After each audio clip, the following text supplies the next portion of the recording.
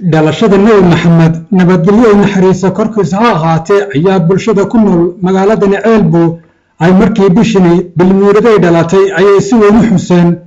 intii bishani ay jirtayna way soo jeedeen waxayna u soo jeedeen say kor ugu qaadi lahaayeen salliga iyo dhalashada Nabi Maxamed haddaba galabta ayay masjidka weyn ee masjid jaamaca waxay ka soo qaadeen lug waxayna lugtaasi ku soo mareen wadada halbowlaha waa magaalada Ceelbu waxaana la joojiyay guud ahaanba gaadiidkii ka dhex shaqayn jiray magaalada Ceelbu inta munaasabada horkacaysa mooyaane ugu dambeyntiina waxay ku soo bishubteen xaliiqada xirtu ay leedahay halkaas oo laga diyaariyay laba majaalis oo ay kala leeyihiin rag iyo haweenku ugu horeysna markii la isugu soo biishtay xaliiqada xirta ayaa waxaa wacdi diinaya iyo siirada Nabi Maxamed nabadgelyo naxariiso korkiisa ha ahaatee dhalashadiisa ka sheekeeyay cali afcase والسلام وآخر تقاعدة ورانيس لا يعرف قدر المولد إلا من عرف قدر المولود قيمها إلى ضعي ما هو قرطو وقف قرطا مجرو قف إلا قف مو يقانا كان لطلب إدي رميسو يرعد ويقرانيسا إدي أن حقر إلى ويقرانيسا إلا كو محاضرية مركا يددك وعديان نبيكو إنجير بادري وين يسين وين حقرين دينتنا ما أقرأ وأنا واحد نبيك إلهي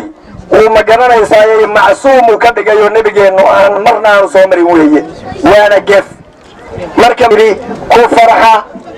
رحمة إلهي ونبيك إلهينا وحاياتك لأنه كل هي نبي للمتقين ولا عدوان إلا على الظالمين صلى الله وسلم على سيدنا محمد وعلى آله وصحبه وسلم أما بعد إخوة ياد بمارسيها الشيخ محمد عيسى ومحاضرها دياد وقيمة بالنص الجيدي إلهي أجري حسنة كسيو أنا أنا نوان فوق سأقول لك صوتي قرأت وكل بيان تاريخ الإسلام كون أفر بقول يا فتن بشهر ربيع والله يتون كيدي الموافق لواكم سدين طبعا بشي طمنات سدين طبعا كيدي وحنو مرينا يا وح خلافة كما يالو أما وح قرأيو كسو قيب قرأي ترديسا مركا لفريريو سيدي لغدي أي تهي خلاف لعنو كتشرين وحن كل قيسي نية فران يا قلب فران waxa iga dambeeya oo inta kale oran doona ragii iga dambeeya iyo ragii ala sayyidina Muhammad wa ala alihi wa sahbihi wa sallam sayyidina Allah sallallahu alayhi wa sallam ayaamihim waxaana tahay wax qiimo badan oo adduunyada ka qiimo badan intii caqli oo nikii qiimo yaalo oo qiimaysan yahay nikii qiimo waayana teesha garanaya sallallahu alayhi wa sallam wa salaaman yahay culimada وغاشا لليرادة نورك عبلاء الدولة الجراء نرويك وسامية وقلب ونكسر ولا قيد لوها نيل محمد زاربتي تاريخي ووها dhinaca kale haweenka magaalada Ceelbu ayaa iyaguna xusayay dhalashada Nabi Maxamed nabadgelyo naxariiso korkiisa ha ahaatee iyana waxay socod ka soo bilaabeen maqaamka weyn ee magaalada Ceelbu ugu dambeyntiina xaliiqada xirta maqaamkii u gaarka ahaa haweenka looga sameeyay ayay markaasi iyaguna halkaasi wacdi diinaya iyo dhalashada Nabi Maxamed iyo siiradiisa ay isku baraarujiyeen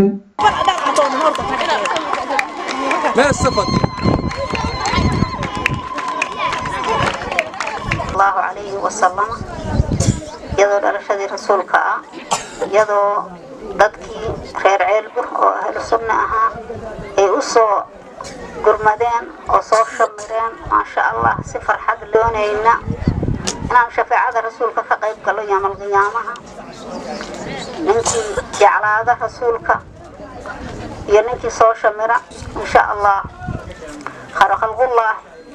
saga ugu khayr badan inta ilaahay abuuray khalqan abuurista iyo khuluqan xagga dabeecadaba ilaahay idamkiinaguna ummadiisa baynu nahay talaabsanayna jannada oo ugu horeynayna ilaahay idamkiis marka aad iyo aad baan ugu faraxsanahay Allah ina ku ilaaliyo الله إنكو نبتك لي آخر يأدون كذا وحنكو رسولك صلى الله عليه وسلم اللهم صل وسلم عليه صلى الله عليه وسلم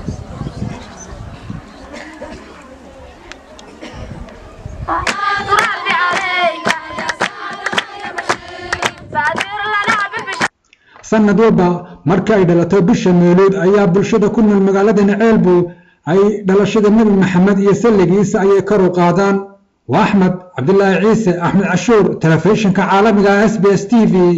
degmada Ceelbu gobolka Sanaag.